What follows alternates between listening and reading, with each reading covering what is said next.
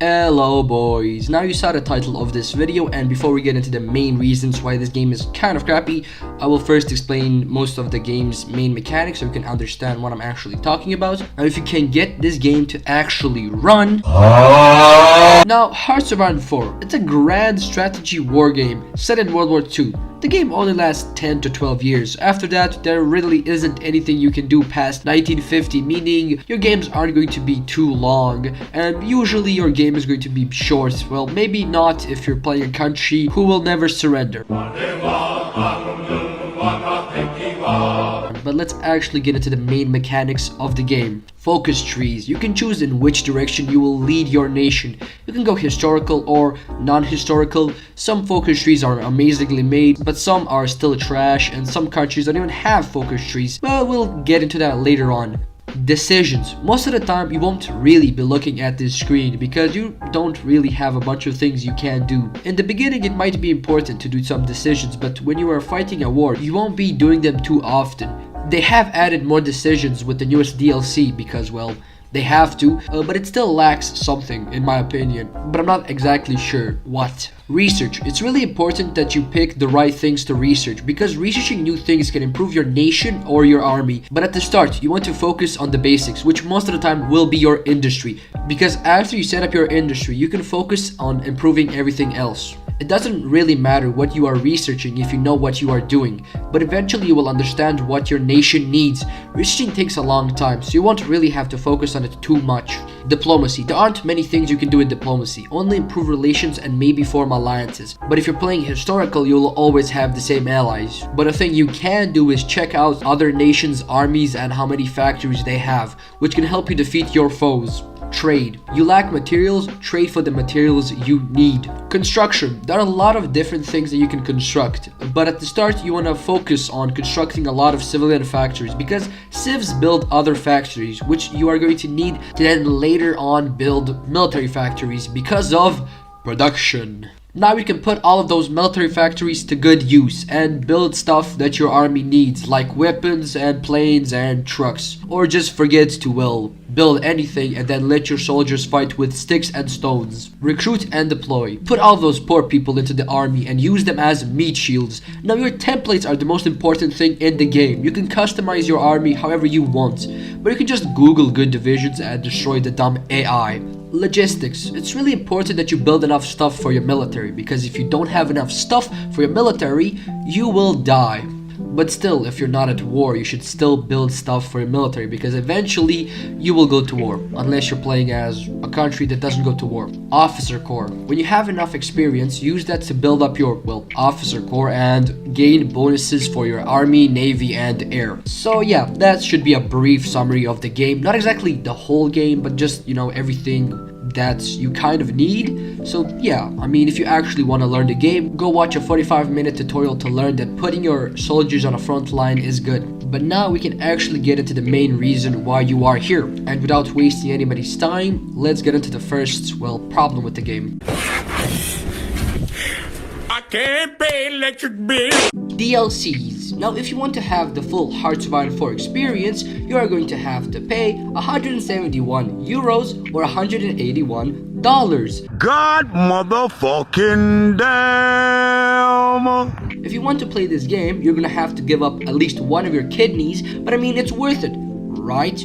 I mean, the game without DLCs is empty, and most of the things that should have came with the game aren't there. So most of the main parts of the game are locked behind DLCs. Wonderful, because it's much easier to release an unfinished product and then shoehorn DLCs in it than to make constant updates to fix the game and add more content, which is the most scummiest way of making an extra buck for a game. At least once a year they release a DLC that costs 15 to 20 bucks, but at least they are putting a lot of effort in the newer DLCs that are coming out. With every single DLC we are getting more content, so they are improving the game, but at a snail's pace. But a lot of things are still missing, like the focus trees. Where the fuck I am? Where the fuck I am? Focus trees. Now most focus trees in this game are really good, and the newest DLC added some nice focus trees like the Italian one and the Swiss one. Even Ethiopia got itself a nice focus tree.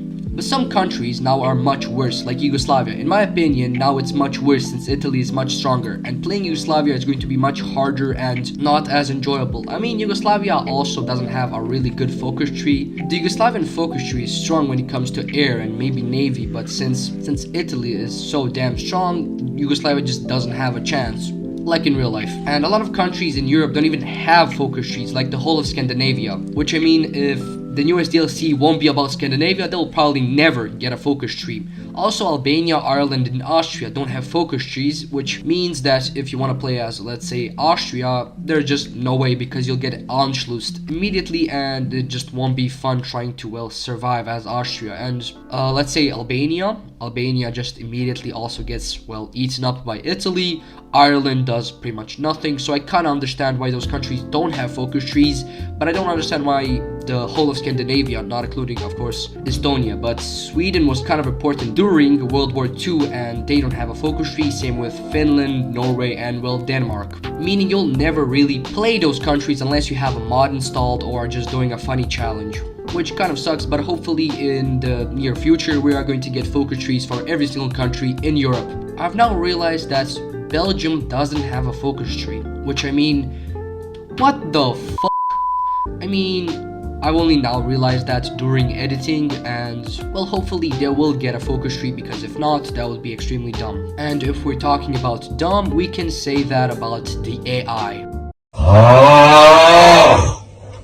The AI is kind of good and dumb at the same time. I mean, you can have a fun time, especially if you go non-historical. Then you're gonna see some goofy shit. It can also ruin your game if you're an achievement hunter, meaning you can lose a bunch of time trying to do a specific achievement and then just getting effed over by the AI. But the AI has always been kind of brain dead, so no wonder I included it in this video. So I really won't be wasting that much time on the AI because I don't understand it and I'm not a programmer, so I won't be talking really too deep about the AI in this game. So yeah, that should be this for this segment. I'll be talking a little bit more about the next segment, which is Navy and Air.